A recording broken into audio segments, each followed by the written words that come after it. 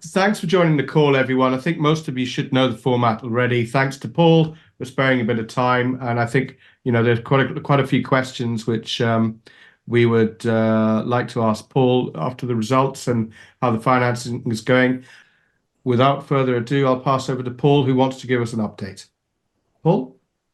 Well, first of all, Sergio, thank you so much for organising the call, and thanks to everybody for jumping on the call. And as Sasha says, please do feel free to put your hand up or to chip in at any point. The updates I wanted to give you was in two parts. One was what we're actually doing on the site and the operations in terms of the business itself, and secondly, obviously more pertinently, the financing.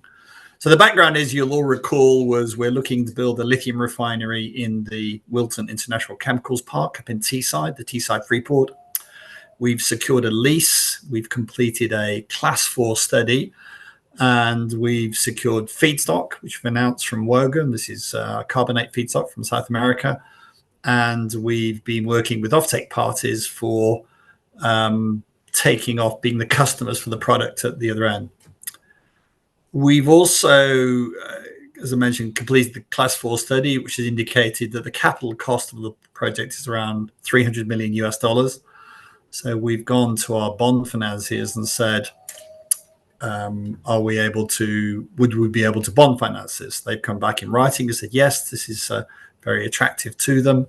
It's in the lithium, it's in the UK, it's got the kind of customer base that they'd be looking for. But they've said you need to do two things. One is you need to secure your feedstock on your offtake with counterparties that we're comfortable with, and you need to complete a feed study, take it from the Class 4 study all the way through to the completion of front-end engineering design. So we've done the first bit. We've secured the feedstock, as I mentioned, through Wogan, and we've secured, this is just on train 1, which is 24,000 tonnes per annum.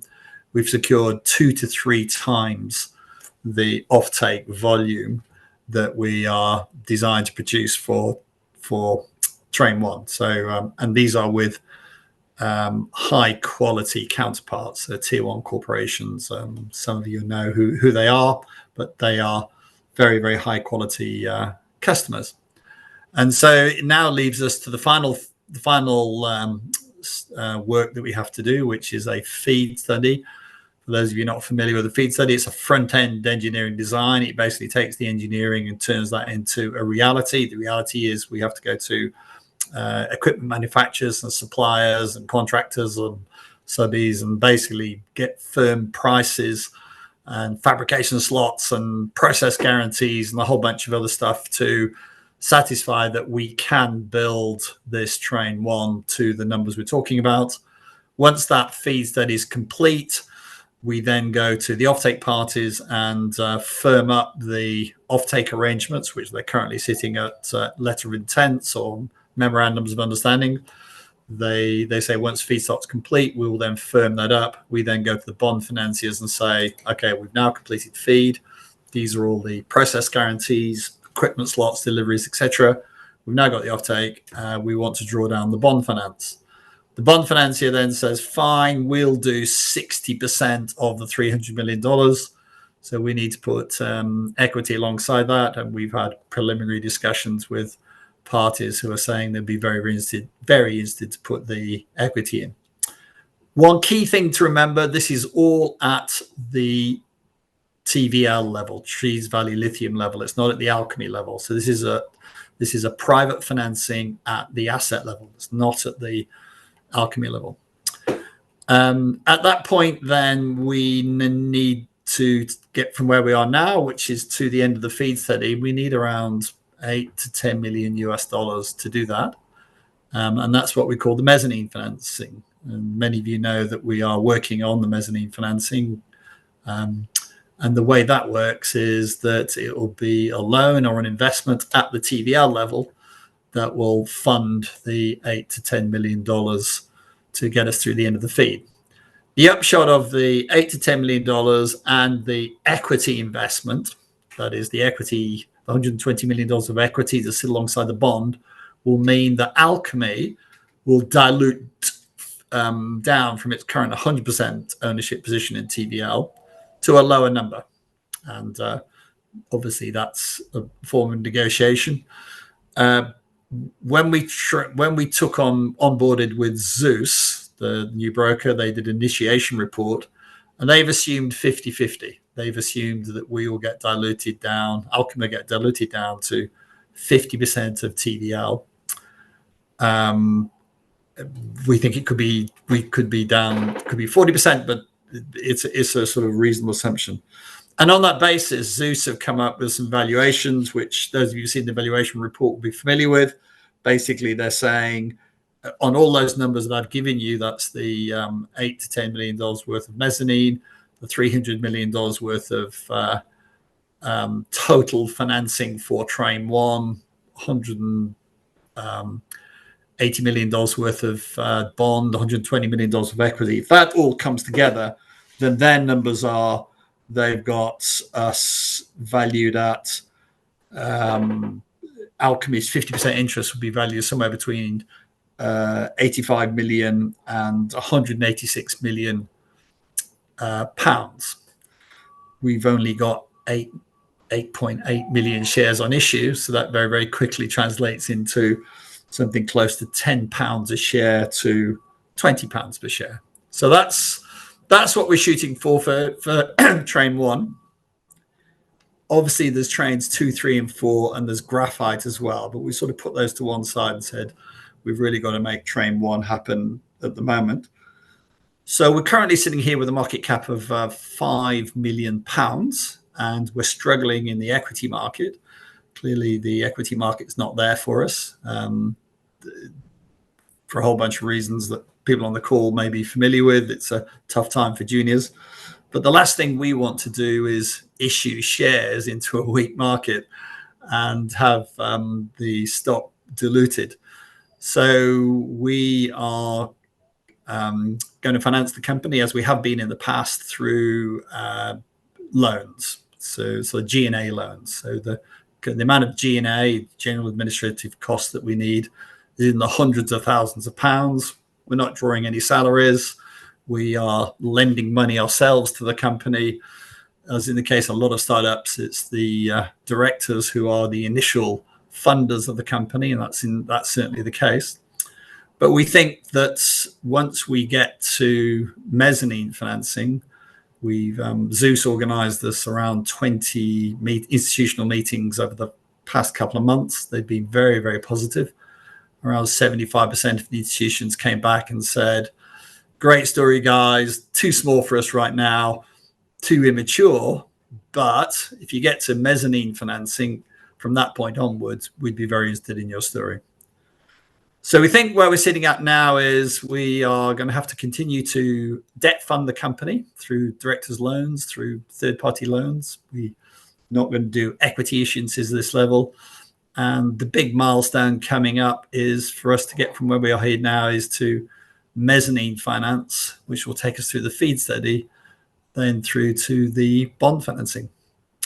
Sasha, I wonder whether that's a helpful introduction to an update on the story. We can talk a little bit more about the financing and accounts if you wish, but I think it's pretty obvious that when you're debt funded, you don't sit there with a balance sheet full of cash. You do what many companies do. You simply draw down on loan funding to pay the bills.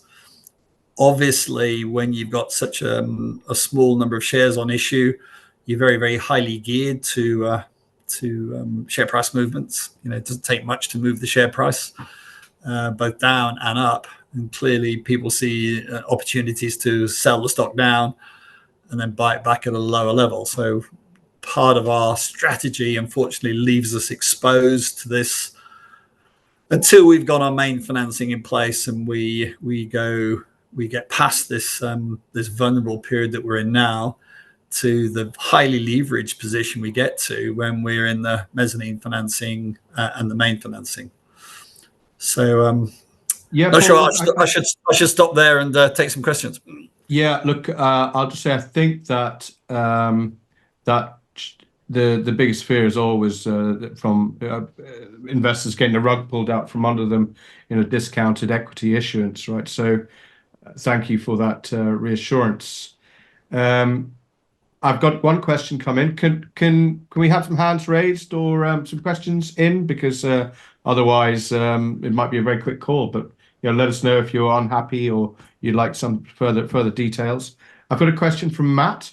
So when Paul says struggling with the equity market, is he referring only to the poor Alkemy share price or the appetite for the 40% equity raise to fund TVL?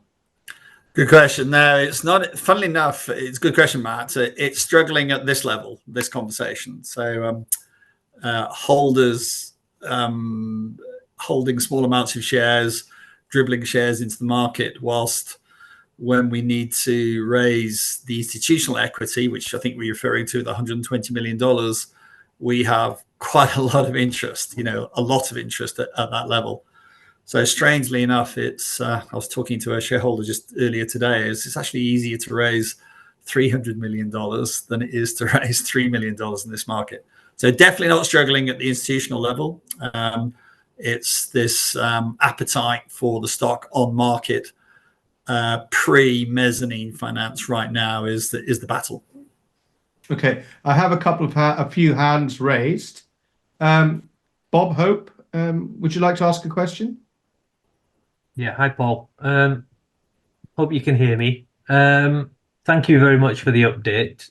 I'm just wondering, why did the company not raise before these results were announced, knowing from experience, especially with Pensana in the past, that the share price would suffer badly and potentially if the equity raise is the only funding that's available and potentially not a loan, then why not raise in advance of the results? Because from what I heard, you previously tried to get loan funding before the last equity raise, and even the loan wasn't available to you then. So what's the options if the loan isn't available?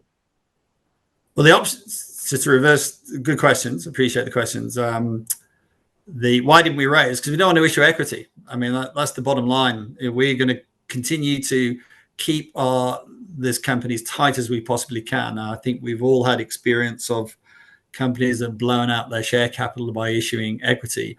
And yes, I know it's painful looking at the share price, but the bottom line is we've got 8.8 million shares on issue, not 88 million, not 888 million, not 8 billion, just 8 million, less than 10 million shares on issue. And the prize for that is, if we get it right, the leverage goes the other way. We get any kind of buying, and the stock, I mean, Zeus have got us on a valuation of £10 to £20 on train one. So there's no point in diluting at this level. It's very, very painful. So yes, we are stretching the friendship, shall we say, pushing things to the limit so that we don't have to issue equity. Your question about whether debt funding is not available, well, it always will be available, because basically, in the final instance, I'll put the money in, as I've done with Pensana. I've put £1.2 million into Pensana or something. So, I will stand behind these relatively small amounts of money. We're talking hundreds of thousands of pounds here to fund this story, rather than unnecessarily issuing stock. And to be frank with you, the kind of people who take stock in these issues, the stock goes up 25% or 50%, they tip it back out again, and it gets you absolutely nowhere. So we're taking a fairly brutal approach to this and saying we treasure our shares greatly, and the less we have on issue, the more valuable they are. And if that means we've got to put our hands in a pocket and continue to fund the company till we get the mezzanine across the line, then we'll do that. That's understandable, but I suppose we could have done that before the results, right? Because knowing from Pensana in the past, the share price has, Pensana last time was 60 pence when the results were announced, and investors could see there was no cash, and it's never really recovered since. And luckily, your major investors supported you at 20 pence when the share price was much lower. Yeah, I hear that argument, and I'm sympathetic to it. I am, but frankly, Pensana's drawn down a $15 million loan and is funding the development of the project. It's got a $236 million financing in place. None of that is coming from equity investors in London. Nothing. And that's the point, is we're saying to you is the equity market in London is, for the junior end, is disaster. It's just not there. So why bother feeding the equity market in London when you can get money from major shareholders?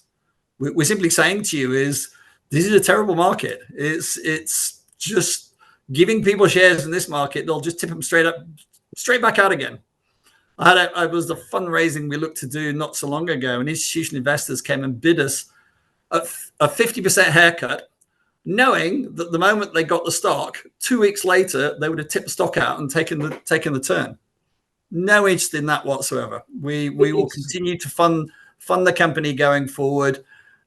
Yes, it's painful in terms of you look at the share price, but eventually, as Fidelity and others say, value will out. We land the mezzanine financing, and we're on our way. We get going. So, yeah, don't want to. The moment you spend your life as a junior company trying to grow, dealing with bucket shop equity investors who are just going to trade your stock, you may as well.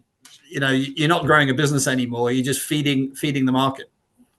I understand that. I suppose the point that I was making, and I'll move on from it, is that if we were going to get a loan, it's better to do it before the results are announced, because we know what the we know what the outcome is once people can see there's no cash there. So now we've got to recover the share price losses. I suppose it just dents a lot of confidence from the investor perspective. But I'll move on from that.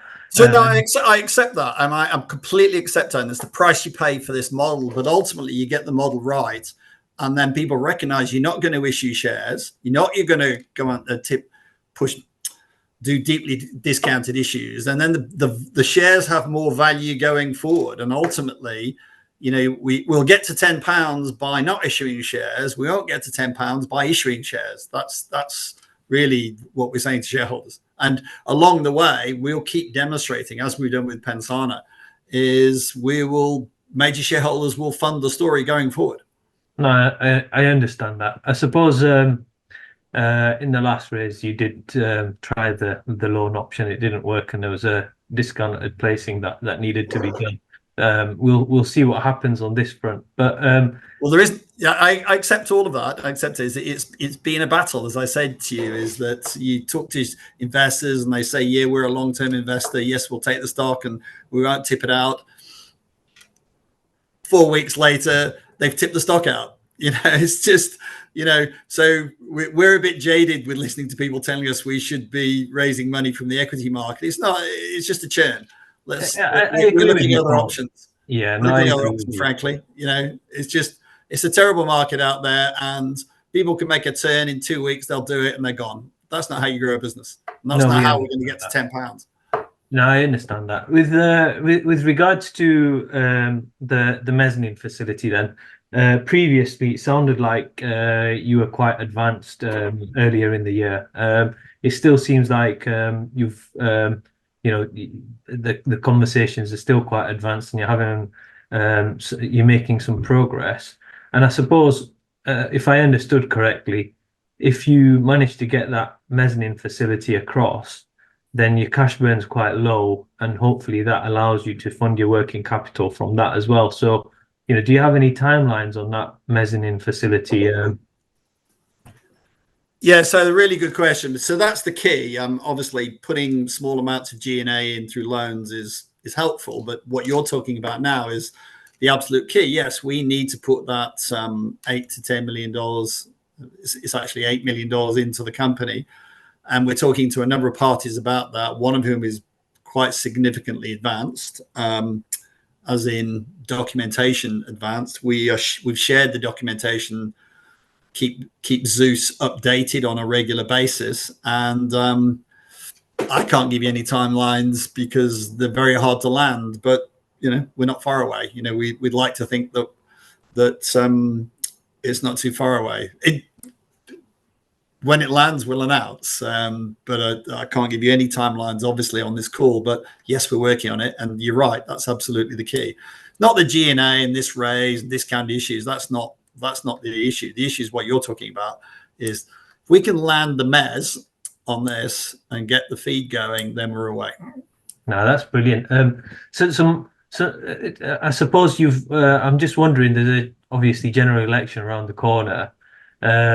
You would have thought that, especially with ESG so high on the agenda, that there'd be lots of grants and, people. It seems like the government is talking about lots of green things and funding them. Is there no sort of grants available to you? Yeah, there are. So, and I wish Sam was on this call because he'd tell me whether I'm not sure we've announced it or not. But we've applied for a $60 million ATF grant. I'm not sure we'll get $60 million. It would be a lower number than that, but we've applied for that, and this won't be affected by, we don't think, by the general election. I was in Whitehall with the Office for Investment last week, and they are expecting continuity on this policy, as you're indicating. In fact, I was up on a bus on Teesside the other day going around PD Ports and Wilton, and I sat on I'm not sure there's a good thing about it. I sat in the same seat that Angela Rayner sat in just recently. She's up there with Keir Starmer, visiting all the people that we're working with, and they're very, very supportive of everything that companies like us, not just us, obviously companies like us, are doing on Teesside.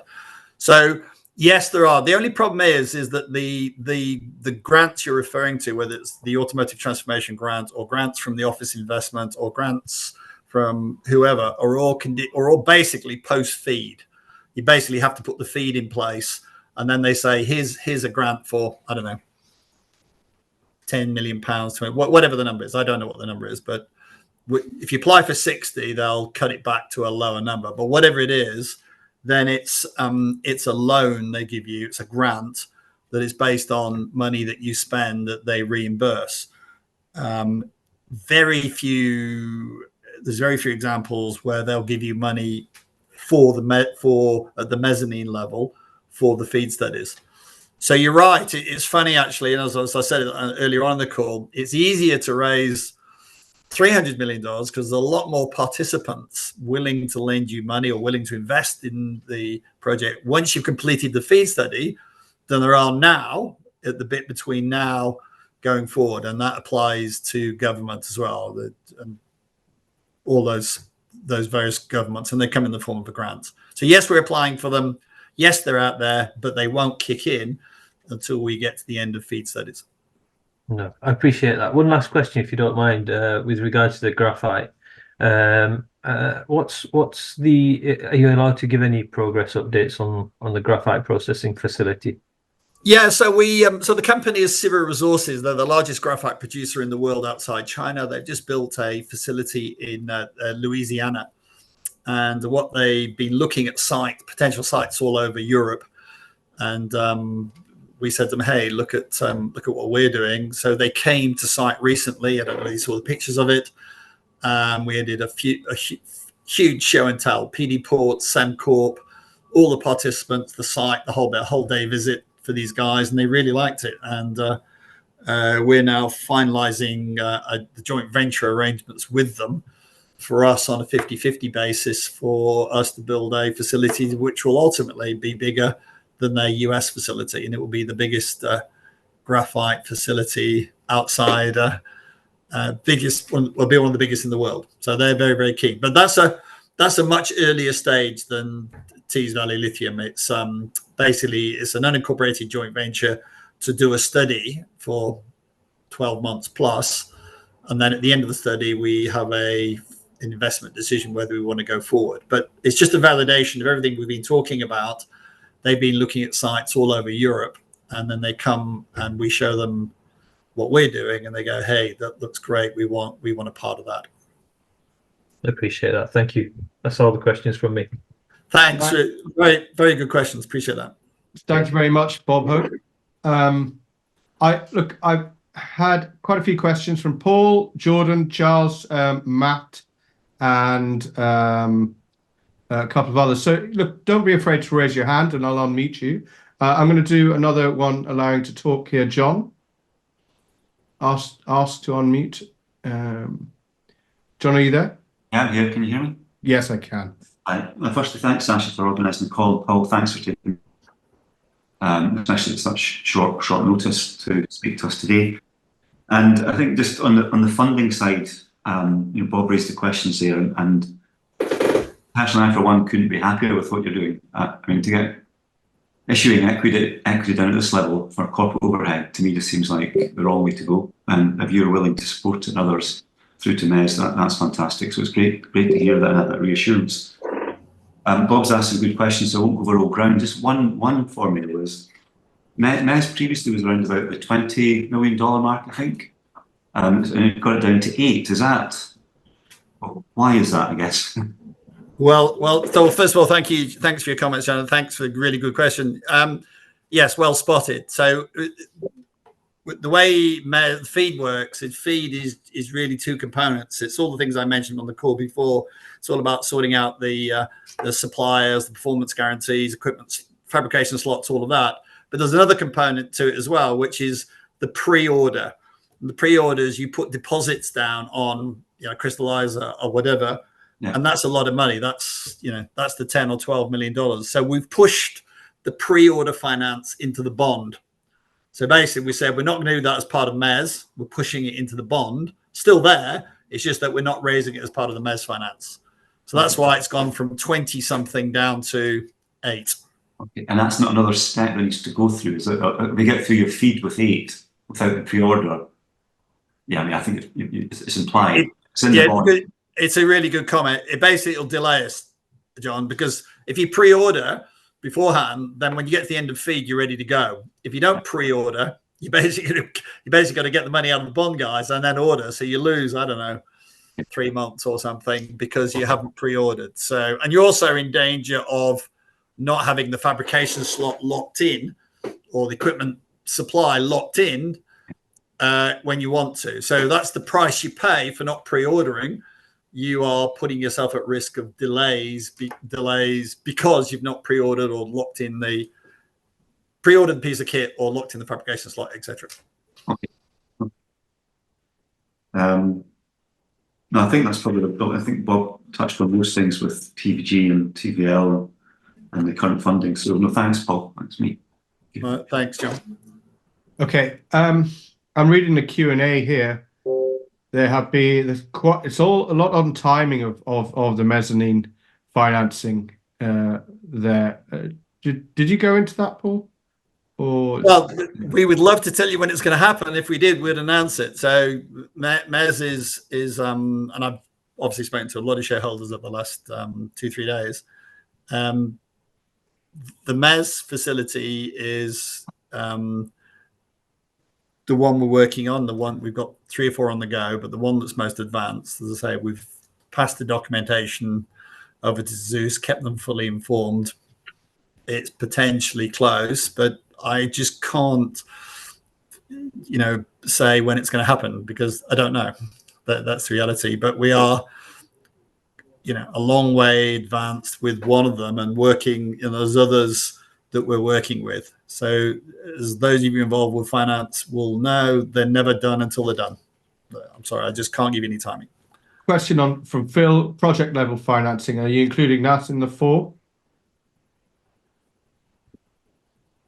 I didn't understand the question. Sorry, project level financing. Are you including that in the 4?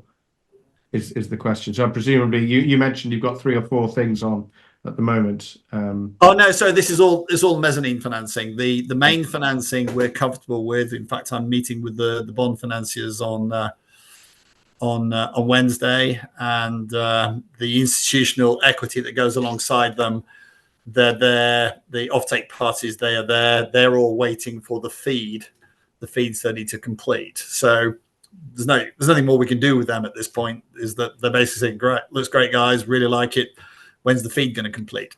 So it really distills down to is landing the mezzanine financing to get the feed study done. Okay. Question from Matt. Is the market opportunity being lithium conversion in Europe still as strong as it was 3, 6, 12 months ago as we wait to finalize the mezzanine financing? I.e., is the delay costing us in terms of market? Really, really good question. That's a genuinely great question, because everybody else is having even more challenging financing issues than we have. We're being delayed, but if you look at the other companies like AMC in Germany, sorry, not AMC, Rocktech Lithium, Green Lithium, Livista, you go through them all. I don't want to get quoted on this, but I would suggest to you that they're not having an easy time of it either. And in fact, none of them started building or anything yet. So no, I think what's happening is the demand's building and building and building, but none of the supply side, i.e. us, the lithium refiners have really kicked on. So the market opportunity, which was the question, is probably growing. It's probably getting stronger. Thank you, Paul.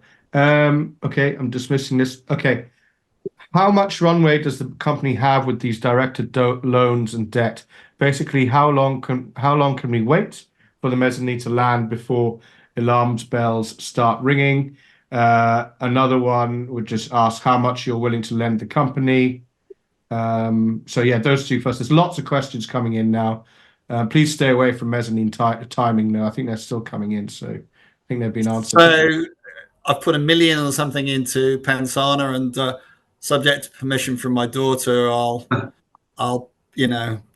keep funding Alkemy for as long as it takes. This is such a good business opportunity.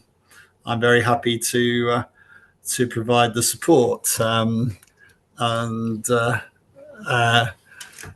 Yeah, so I'm happy to continue supporting it. Thanks, Paul. Salaries. We're not drawing any salaries, by the way.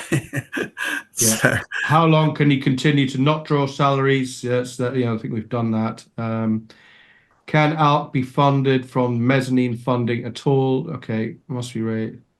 The same ones. Okay. Somebody's asking about the value being delivered from Vicky Jekyll and the amounts payable to her for her work. Are we getting good value from her? absolutely, very, very good value. We probably got the best offtake book in Europe, not least of all the other things she brings. So yeah, no, tremendous value. Can you go into a little more detail about the feed, what the feed is, and then how long it takes to complete? So the feed study will take 8 months. What it comprises of is taking every piece of equipment that goes into building the plant, crystallizer, kiln, power supply, reagent supply, all of those things, and turns them into a contract with a equipment manufacturer or a supplier or a set of services. So basically turning a study into a deliverable project that you can finance. So when you go to the bond financiers, they look at it and they go, show me who's going to supply the crystallizer, show me their fabrication slot, show me the performance guarantees that they're going to supply you with you, et cetera, et cetera, et cetera. So for every one of the equipment packages that you have for the project, the feed study takes it to a point such that when the bond financiers look at it, they go, okay, we're happy to lend to you to go and take on that piece of equipment or that contract, whatever. So it's turning a study into the engineering of a project that can be financed, and it will take 8 months. Thank you, Paul. Bob Hope's asking, can you confirm that you're not taking a salary? Yes, I can. Okay. Will the financial support by Paul be in return for additional shares? No, it's a loan, so I get paid back a loan. I'm not sure the previous loans were interest free. So, by the way, if anybody else would like to jump in and provide these loans and come and work for no salary and provide loans to the company interest free basis, you're welcome to join the team. John, sorry, your hand was up. I wasn't putting you forward for the team, but I'm sure you'd love to. find out a bit more. Yeah, please. Did you want to ask a question? John, sorry, it was just, sorry, actually, keep with the questions keep being asked and well answered. So there has been a bit of talk on the boards about Vicky and what she brings. So I'm really glad you answered that one, Paul. And I do think that some people think you can do these massive projects just by, praying. And so it's kind of, Vicky's doing a tremendous job, and to have the best optic Vic in Europe, and I'm no doubt she was involved in the feedstock as well. The other one was just make sure there's no confusion on this. The MES finance, that's not for G&E, is it? No. So that's right. Thank you, John. So it's as I explained, the 8 million goes into the mezzanine finance. It doesn't go into. There's a bit of crossover there, John, because some of the costs going into the mezzanine will come back up to a very small amount, will come back up to G&A, what people call G&A. But in principle, the vast majority of it goes towards the front-end engineering design, and only a fraction of it comes up to G&A. Yeah, cool. Thanks. Thanks, John. Paul, I think your questions have been answered. Please, I'm going to delete it. Please pop it in again if in a different way if you want to go through it. Okay. So, Paul, how's recruitment going? Will that kick in when the mezzanine lands? From someone who has met Vicky recently, says she is just quality. Okay, so reaffirmation on Vicky there. Thank you. So we have a long list of so we have part of the requirement for the bond finances. Again, people on this call will be familiar with this. Is we have to put an organogram. We have to show the team that we're going to build the project with. So we have that organogram that's showing the team, and we have a long list. Soon to be a short list of candidates from CEO down to populate Tees Valley Lithium first train company. So, and sorry, the question was when will it start? Yes, as soon as the mezzanine kicks in, we'll start putting those people on board. Okay, thanks, Paul. Question here on published timelines on finance, construction, and production, saying they've slipped again significantly. If so, what are the new timelines for construction and production, etc.? So the timelines of construction and the actual construction bit haven't changed. They are what they are. What's slipping is the mezzanine finance, and as I said, timeline for that I just can't give you one. I just not in a position to provide that information, and unfortunately, it's something that we're all going to have to grin and bear until we get the mezzanine across the line. Thanks, Paul. Okay.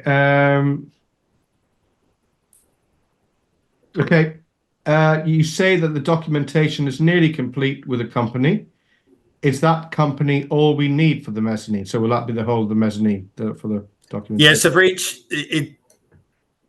for each of the mezzanine finances with potential mezzanine finance we're talking to, there are all that we need for the mezzanine for each one. So it's not like we need two mezzanine financiers for the mezzanine finance. It's one of these will land and they'll provide the mezzanine finance. Thank you, Paul. I've been emailed some questions as well. Sorry, I'm getting them from texts, emails, on Zoom, through Telegram. Okay, they're the same questions that have been put in, right? Sorry, there's another one. Yeah, he's asked if there are multiple parties interested in providing the mezzanine finance. Okay, that's been answered as well. Would anyone like to raise their hand to talk? I'm going through questions on mezzanine finance again. Is there anything on the horizon for Train 2 lithium? Yeah, there is actually. So the demand, as I mentioned, we've got demand that's offtake for 2 to 3 times the 24,000 tons per annum for Train 1. So we are, when we get approached by people who want to use the facility, we indicate to them, you're now looking at trains 2 and 3, not train 1, because train 1's already catered for. So very preliminary, but obviously a growing interest, given that, as to the previous question, there is no refining capacity in Europe on a tolling basis that's available. And just one other difference is that we don't take spodumene concentrate. There's this spodumene that gets mined that is 5% lithium and 95% waste getting shipped around the world. We don't take that. That's not what we do. We don't think loading up the world shipping industry with 95% waste makes any sense to decarbonize the car industry. So we take either primary lithium sulfate or a lithium, what Vicky calls technical grade carbonate from South America, which is 95 or 97% lithium. So we're bringing in a very, very high value product and then just turning that into a lithium hydroxide or a lithium carbonate, battery grade. We're getting increasing interest from people who recognize that I think we're the only refinery that does it. There may be others, but we think there's not obvious who else does it. So we're getting a lot of interest for that. And it's clear that I think we've chosen the right technical business model, rather than trying to move very large quantities of waste around the world. We're only dealing with very, very high grade lithium product going forward. Thank you, Paul. Couple more questions on TVG. Did I just read one out on graphite? Sorry, I've been confused. Was that lithium? Can we expect the joint venture to become binding shortly, or will that wait until after the 12-month study? So no, really good question. So that's right. So it's an unincorporated joint venture to do the study, and then we do the study, and then if it all works, it goes into a binding joint venture agreement, as the question asks is exactly right. So unincorporated joint venture initially, do the study, and then if the study works, if there's an investment decision, then we go into a full-blown joint venture agreement with Cyril Resources to build a graphite facility. Okay. Is it really necessary to take 12 months for TVG study, given that it's replicating existing facilities? Yeah, good question. This Cyril are very, very experienced company, and I think the answer is that's what they're saying. So if they think that's what it should be, then if it's 12 months or longer, then we have to respect their call on that. So the answer is yes, it probably will take 12 months or longer. Okay. Is the relationship with Weardale Lithium still on the cards? Yes. But both of the two players up there, we are in discussion with, or have some form of understanding with. We recognize what they're both doing. We think what they're both doing is really interesting, really genuinely very interesting. Where we think they could get to, we're not saying they will, but could get to, is they could end up with lithium in solution that's not battery grade. It could be like the technical grade carbonate, or it could be an intermediate product like a chloride. So we're simply saying, look, we're a refinery that can take it from that position to a battery grade product. Plus we have the advantage of hopefully by then very well developed customer relationships, so that if we've built to get accredited to be able to sell a chemical to a cell manufacturer or any other form of OEM takes a long time, takes a lot of accreditation, and that's some of the work that Vicky's been doing for us. So the idea that you could pull a brine out of northern England and turn it into a chloride or a carbonate and then sell it to a cell manufacturer is challenging because it takes a lot of accreditation. What they could do is produce an intermediate product and then sell it to us, or toll treat it through us into a finished product. So I think anybody who is producing a brine in the UK, and we're actually talking to another party in the UK actually along these lines for exactly the same thing. And again, it's Vicky. Vicky's, and it wouldn't surprise me if we announced another one of those deals, is that to be able to take your technical grade brine product, whatever the chemistry is and whatever the grade is, and for us then to, on a tolling basis, turn it into a carbonate or a hydroxide that can be sold to the cell manufacturers, then that's attractive, and that's our business model. So, as to the previous question, we've have a growing interest from parties saying, "Hey, your model. We understand why your model is important. We're going to produce this lithium in whatever form it is. Can we talk?" So I think you're going to see more of that. It won't be just Weardale or Northern or this other group we're talking about. I think you'll see even more people wanting to talk to us. Thanks, Paul. I've got 3 more questions. First one, a couple on Alex Della Bosca and her position with the company. I can reassure us Alex is very, very good. Paul, do you just want to take away what she does? So Alex was, when she lived in the UK, she was marketing manager for Marks and Spencer, and has been one of the early movers in the part of M&S's turnaround. In terms, I think you've seen a spectacular turnaround for that company. She moved to Australia, and during the period between that job, the M&S job, and her new job, she has been providing marketing services to Alkemy, but unfortunately we'll lose her because she's been snapped up by a major corporate to go and continue her career. So we had the advantage of Alex for a short period of time, and she's done a fantastic job, but she's probably a bit too high powered for us at this stage. She's been poached by another major corporation. Yeah, that's a shame. She's very, very good. Okay, so Paul, you said, second last question, I think. Paul, you said the feed will take 8 months. Are you expecting to start it this year? I think it's, that's a good question. Yeah, so as soon as the MES lands, then we'll start the feed. We're ready to go, and there's a lot of people waiting for it. Okay, so final question from John. I noticed your hand's up. I don't know. We can maybe finish on you after this one. Paul, thanks for this. Very excited about the potential here. What would you briefly say that as a takeaway from this call to reassure investors who are worried about the recent share price drop and the fact that the mezzanine financing is taking so long?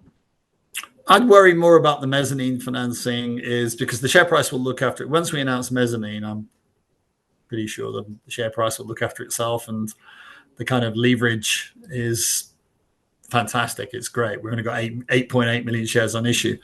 So as painful as it is, unless you want to go on the market and buy more, then I wouldn't worry too much about the current share price. I would worry more about looking out for when mezzanine lands. As soon as it lands, then as far as I'm concerned, we're away. We've got a clear pathway to the kind of numbers that Zeus is talking about. Up until that point, there will be uncertainty, and there will be people who sell the shares or people who create uncertainty around that, and that's understandable. I get that. But when we do land mezzanine, which is the key, and get going on the feed, then I think we're away.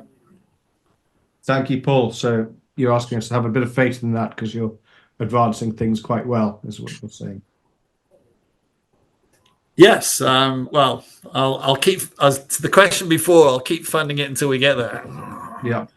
John, your hand's still up. Is this is that with your enthusiasm, or is it just you left it up? I can. No, it's just pure enthusiasm. But I think the last question, the answer really should be the one that summed it up. But just touch on this, Paul. Just to confirm, permitting for Train 1 is in place. Yes. So I forgot to mention that. That's good point. So we know we're fully permitted for train. We've actually fully permitted for all 4 trains. Really Fully cool. permitted. Good. That's Thanks. great. Just seen some noise about that as well. So that's great. Yeah, Cool. well done, John. I saw someone bring that up earlier on. Okay, I think that cut. Steve's just come in with a final one. Is the £10 per share prediction for a fully constructed train 1 only? Yes. So the numbers are, those of you who got the Zeus report. By the way, we're about to sign up for this thing called Research Tree, which then enables private investors who are not clients of Zeus to subscribe to it. I don't think it costs anything. And then you can access the research that Zeus are doing on Alkemy. But as per the research report, Zeus are assuming that we get diluted down to a 50% interest in train 1. And then the valuation is around £10 per share on train 1 only, based on a 50% interest. Very good. Okay, I think that seems to be everything that's covered. Okay, thank you very much, Paul. Well, thank you, Sashi. Just before I go, this is about an hour, so and it's been incredibly helpful for me to understand people's concerns. Sashi, I'll leave it up to you, but if there was an interest, I'm very happy to do this on, say, a monthly basis or whatever shareholders felt it was be useful for, because whilst I can't say anything that hasn't been announced, I think it's sometimes helpful to be able to add a little bit more color or maybe reframe the answers in a way that allows people to understand at least what we're thinking about how things are. So very, very happy to do this again. And I thank everybody for jumping on the call, and thank you for all your questions. Thank you everyone for joining, and thank you, Paul. And we'll definitely, try and book something in with you in the near future. Very good. Thank you very much. Thanks all. Bye-bye.